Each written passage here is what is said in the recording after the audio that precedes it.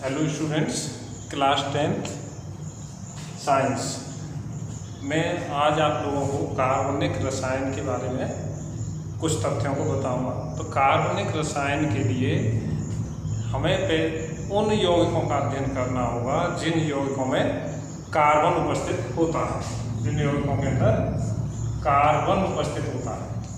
तो carbon C, तो carbon इसका मुख्य अवयव अवश्य रहता है कार्बनिक यौगिकों में। कुछ अपवादों को हम छोड़ दें जो नेक्स्ट आगे की कक्षाओं में आकर पढ़ेंगे। कार्बनिक यौगिक कुछ ऐसे यौगिक भी होते हैं जिनमें कार्बन नहीं होता लेकिन उनका व्यवहार कार्बनिक यौगिकों जैसा होता है, तो उसे हम आगे की कक्षाओं में पढ़ेंगे। लेकिन अभी हम जितने भी यौगिकों का अध्ययन करेंगे कार्बनिक यौगिकों का, उनमें कार्बन अवश्य होता है।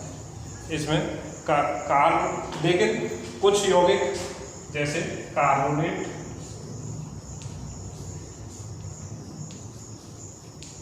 CO3, bicarbonate,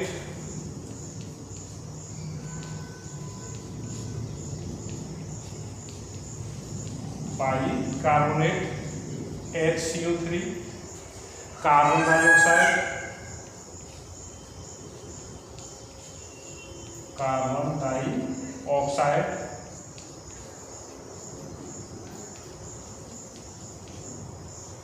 CO2, carbon monoxide,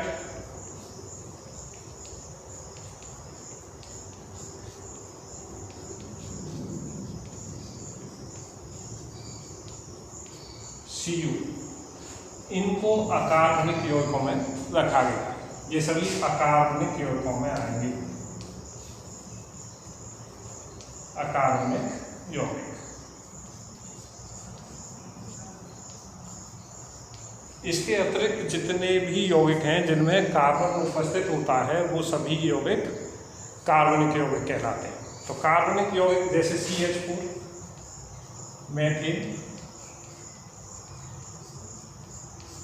C2H6, ethane,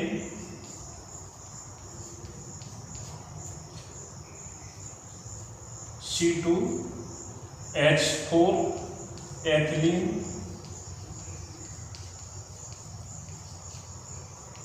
C2H2, acetylene,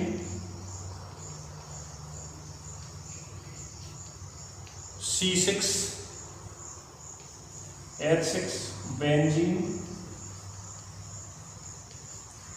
ये सभी कार्बनिक यौगिक हैं क्योंकि इनमें कार्बन के साथ हाइड्रोजन तत्व भी उपस्थित है, इसलिए इन सबको हम हाइड्रोकार्बन भी कह सकते हैं। ये सारे यौगिक क्या हैं हमारे? हाइड्रोकार्बन। तो कार्बन के अभी तक लगभग 21 लाख यौगिक पता है, जबकि अकार्बनिक यौगिकों की संख्या लगभग 2.5 लाख है। तो कार्बन के इतने अधिक यौगिक होने का क्या कारण है? तो ये इसकी प्रकृति को हमें जानना होगा, इसकी संरचना को जानना होगा। तो कार्बन का हमारा जो संकेत होता है, कार्बन का हमारा संकेत C है। कार्बन का संकेत C होता है और ये समस्थानिक जो होते हैं इसके समस्थानिक होते हैं 6C12, 6C13 और 6C14। तो 6C14 है, इसे हम रेडियोएक्टिव कार्बन कहते हैं।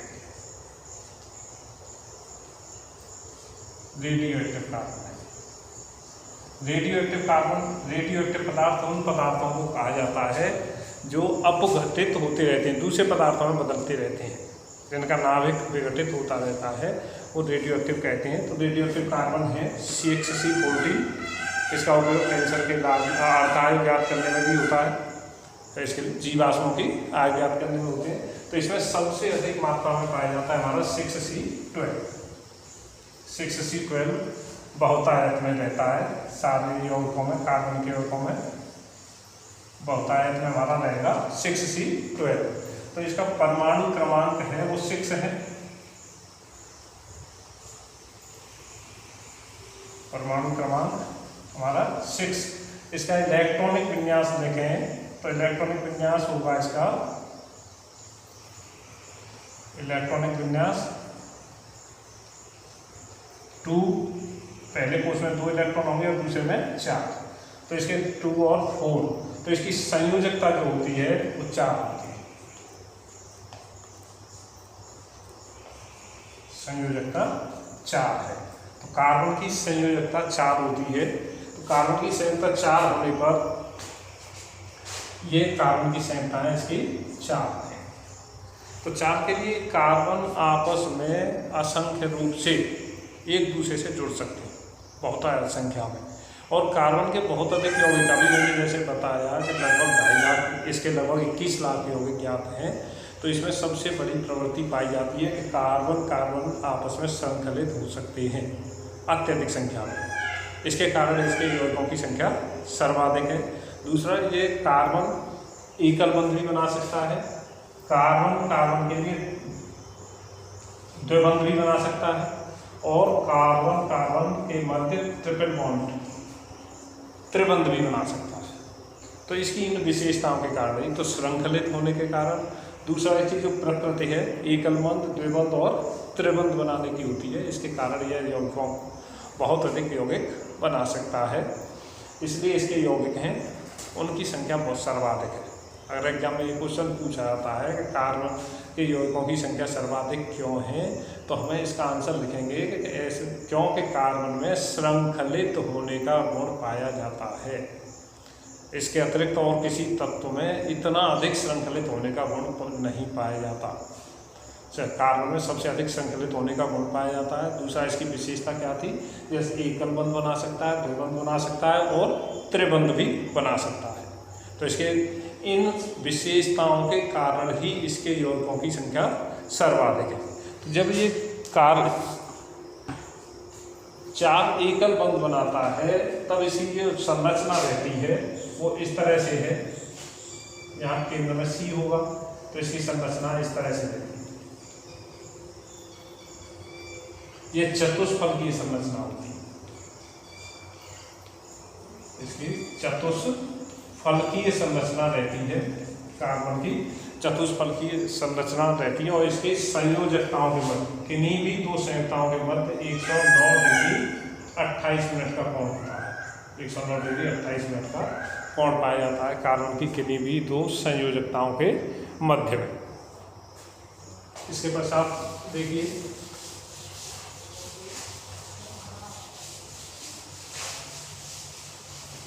संयुक्ताओं के मध्य में 109 डिग्री 28 मिनट का कोण रहेगा इसके संयुक्ताओं के मध्य। तो कार्बन के यौगिक, क्योंकि ये एकल बंध बनाता है, द्विबंध बनाता है और त्रिबंध बनाता है, तो इन यौगिकों को 2 भागों में बांट दिया गया।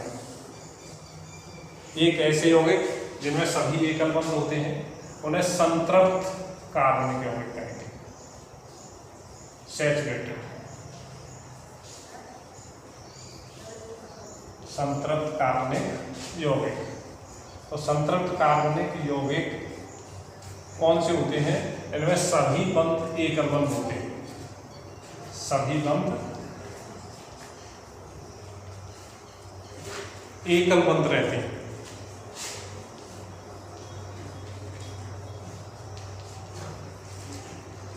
सारे बंध कैसे रहेंगे, एकल बंध रहेंगे। जैसे मेथिन, मेथिन का सूत्र हमारा CH4 होता है।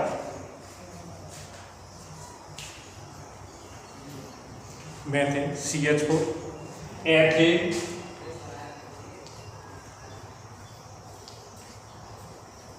C2H6 अणुसूत्र रहेगा इसका, C2H6। इसका अणुसूत्र क्या था,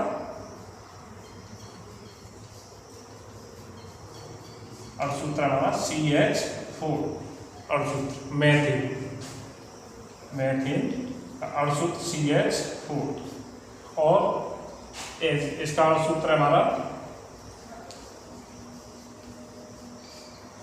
C2H6 एथेन। ये संतृप्त कार्बनिक यौगिक कहलाएंगे, क्योंकि इनमें कार्बन के एकल बंध बने हुए हैं। तो ऐसे सभी यौगिक जिनमें कार्बन कार्बन के मध्य एकल बंध उपस्थित होता है, उन सभी यौगिकों को हम संतृप्त कार्बनिक यौगिक या सैचुरेटेड हाइड्रोकार्बन या सैचुरेटेड कंपाउंड बोलेंगे। दूसरे यौगिक जिनमें द्विबंध या त्रिबंध उपस्थित होता है, ऐसे कार्बनिक यौगिक भी संभव होते हैं जिनमें द्विबंध और त्रिबंध उपस्थित होता है, जैसे C डबल बॉन्ड C,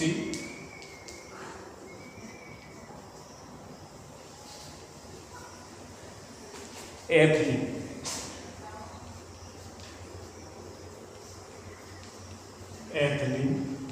सूत्र हमारा अणुसूत्र रहेगा C2H4। तो C2H4 क्योंकि कार्बन कार्बन द्विबंध है। एसिटिलीन,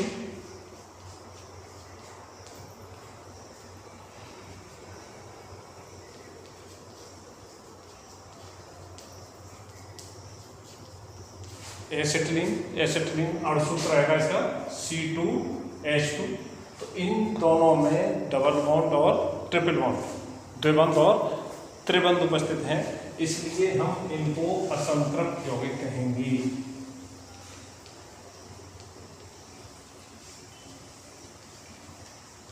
इसलिए हम इन्हें असंतृप्त यौगिक कहते हैं। तो ऐसे कार्बनिक यौगिक जिनमें कार्बन कार्बन के मध्य द्विबंध और त्रिबंध उपस्थित रहता है, उन यौगिकों को असंतृप्त कार्बनिक यौगिक कहते हैं। तो असंतृप्त और संतृप्त कार्बनिक यौगिकों में सामान्यतः भौतिक रूप में अगर हम अंतर करके देखें तो जैसे हमारे घरों में जलाने वाली गैस है वो धुआं नहीं देती है, तो जो धुआं नहीं देती है जलाने पर वो संतृप्त कार्बनिक यौगिक होते हैं, और जो जलाने पर धुआं उत्पन्न करते हैं वह असंतृप्त कार्बनिक यौगिक होते हैं। तो अब हमने इसे दो भागों में बांट दिया मुख्य तौर से, संतृप्त कार्बनिक यौगिक और असंतृप्त कार्बनिक यौगिक, saturated hydrocarbon and unsaturated hydrocarbon. तो कार्बनिक यौगिकों का इस तरह से हम दो भागों में बंध के अनुसार वर्गीकरण कर सकते हैं। सभी एकल बंध वालों को हम संतृप्त हाइड्रोकार्बन कहेंगे। अगर संतृप्त हाइड्रोकार्बन का एग्जाम्पल पूछा जाता है तो मेथेन, एथेन, इस तरह से मेथेन, एथेन, प्रोपेन, ब्यूटेन ये लिख सकते हैं। और असंतृप्त अनसैचुरेटेड हाइड्रोकार्बन के लिए एथिलीन, एसिटिलीन ये रहते हैं, जैसे C2H4 था C2H2 है, इस तरह से रहेगा। अब हम देखते हैं कि संतृप्त हाइड्रोकार्बन में सबसे पहला हमारा एक कार्बन वाला यौगिक था मेथिल CH4, दो कार्बन वाला हमारा एथिल C2H6। यदि हम इस एक हाइड्रोजन को हटाकर उसके स्थान पर कार्बन को जोड़ देते हैं तो हमारी क्या संरचना होगी, H single bond C single bond H single bond C single bond H single bond. इसे आगे हमने कार्बन को, इसकी एक संयुक्ता को कार्बन से संतृप्त कर देते हैं। तो कार्बन, क्योंकि कार्बन की संयुक्ता 4 होती है इसलिए 4 बंध बनेंगे, तो हमने इसमें हाइड्रोजन को जोड़ दिया, हाइड्रोजन से संतृप्त कर दिया।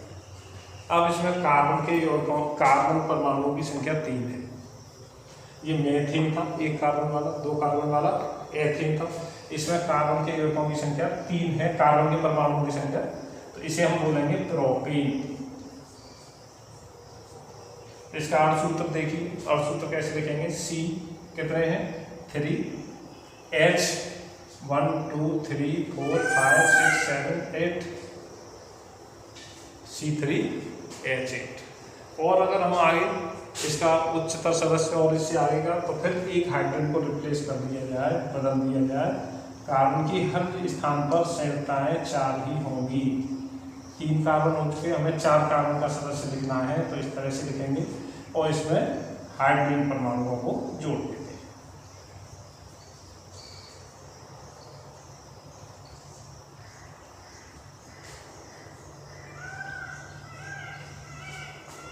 देखिए कार्बन परमाणुओं की संख्या 1 2 3 4, 4 कार्बन परमाणु है।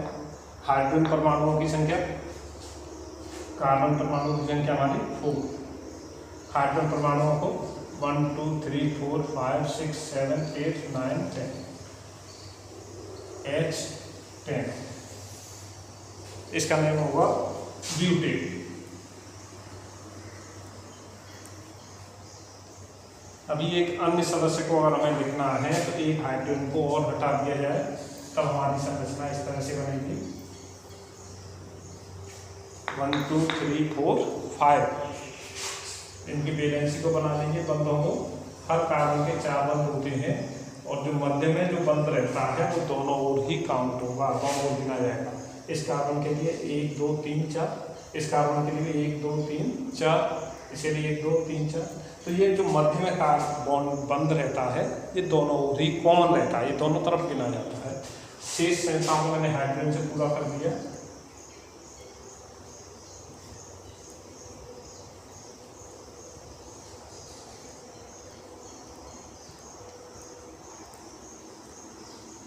हाइड्रोजन से पूरा कर दिया। तो इसमें कार्बन के परमाणुओं की संख्या हमारी कितनी होगी? 5 1 2 3 4 5। हाइड्रोजन परमाणुओं की संख्या 1 2 3 4 5 6 7 8 9 10 11 12 H12। इसका नाम है पेंटेन।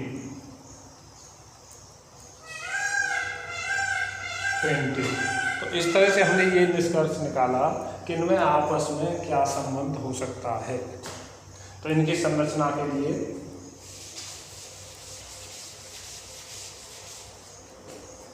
देखिए, प्रथम सदस्य हमारा CH4, द्वितीय सदस्य क्या था हमारा? देखिए CH3 CH3, तीसरा सदस्य हमारा CH3 CH2 CH3, next CH3 फिर CH2, उसके पश्चात भी CH2 CH3, इससे आगे CH3 CH2, उसके पश्चात CH2 CH2 और CH3। देखिए यदि हम इनमें क्रमबद्धता देखते हैं तो क्या परिवर्तन आ रहा है हमारा? ऐसे और भी सदस्यों को लिखा जा सकता है। तो CH4 था, देखिए CH2, एक CH2 आ रहा था, एक CH4 से अगला लिखने में मैंने एक CH2 को और जोड़ दिया तो द्वितीय सदस्य प्राप्त हो गया। एक और CH2 जोड़ देने पर तीसरा सदस्य प्राप्त होता है, उससे आगे एक और CH2 बढ़ाने पर चौथा मिलता है। एक और CH2 बढ़ा दिया जाए तो 5वां। अगर मान लीजिए मैं 6वां सदस्य देखना चाहता हूँ तो 6वां क्या हो जाएगा? इसमें एक और CH2 को बढ़ा दिया जाए, CH3, इसके मिडिल में CH2 CH2 CH2 CH2 CH2 CH3। तो ये क्रमबद्धता बनती है। ऐसी जो श्रेणी बनती है उसे समजातीय श्रेणी, होमोलॉग सीरीज बोलते हैं। होमोलॉग सीरीज सजातीय श्रेणी या समजातीय श्रेणी बनती है। तो समजातीय श्रेणी में इनके अणुसूत्रों को अगर लिखा जाए तो पहला अणुसूत्र हमारा क्या था? CH4। दूसरे का अणुसूत्र लिखते हैं तो C2H6। तीसरा था हमारा C3H8। इसका था C4H10, इसका C5H12 और ये C6H14। तो ये क्रमबद्धता है, एक CH2 क्रम से बढ़ता जाता है तो ये एक श्रेणी प्राप्त हुई। यदि हम इस श्रेणी को अगर देखते हैं तो जितने कार्बन हैं उससे के 2 गुने से 2 ज़्यादा हाइड्रोजन होते हैं, 2 गुने से 2 ज़्यादा हाइड्रोजन होते हैं। तो C3 3 2 या 6 और 2 8 हो जाएगा, C3H8 C4H10 C5H12 C6H14। तो इसके लिए हमारा सामान्य सूत्र बन जाता है Cn, जितना नंबर हाइड्रोजन का हो कार्बन का होगा उसके 2 गुने से 2 ज़्यादा हाइड्रोजन होते हैं ये। और ऐसे जो यौगिक हैं सारे संतृप्त वाले जिनमें जो इस सूत्र का पालन करते हैं CnH2n+2 का, इन सबको हम एल्केन कहते हैं। एल्केन, तो एल्केन श्रेणी का सामान्य सूत्र क्या रहेगा हमारा? CnH2n+2। और इसका प्रथम सदस्य मेथिन, दूसरा ethane, propane, butane, pentane, hexane, इस तरह से इसके अन्य सदस्य प्राप्त होंगे। तो ये हमारी श्रेणी थी एल्केन श्रेणी। एल्केन तो इनकी विशेषता क्या थी, इसमें CH2 का अंतर आता है किन्हीं भी दो क्रमागत सदस्यों के मध्य। इन्हें एक सामान्य सूत्र से प्रदर्शित किया जा सकता है और अणुभार बढ़ने के साथ भौतिक गुणों में कुछ क्रमिक परिवर्तन होता रहता है। इससे आगे मैं नेक्स्ट वीडियो में कल बताऊंगा। Thank you.